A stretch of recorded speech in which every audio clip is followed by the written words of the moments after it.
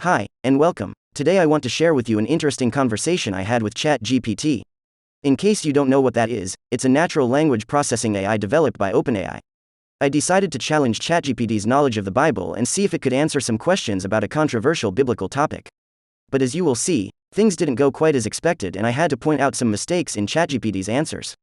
But I'd say those were not just some mistakes. Since this AI had learned with tons of materials written by men, its point of view is summarized beliefs of an average Christian.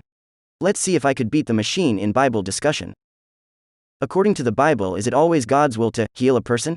The Bible does not give a straightforward answer to this question. There are many stories in the Bible where people are healed by God, and it is clear that God can heal people and that it is His will to do so. However, there are also many stories in the Bible where people are not healed, even though they prayed for healing. One example of this is the story of Paul in the New Testament.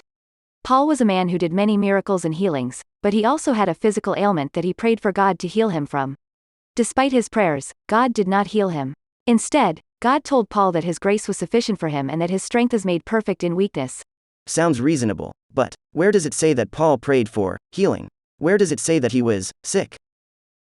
I apologize for the misunderstanding. The passage I mentioned, 2 Corinthians chapter 12 verse 9, does not specifically say that Paul prayed for healing or that he was sick. It simply says that he had a thorn in the flesh, which was a physical ailment of some kind. So, we cannot make a statement that Paul was sick, prayed for healing, and God chose not to do so?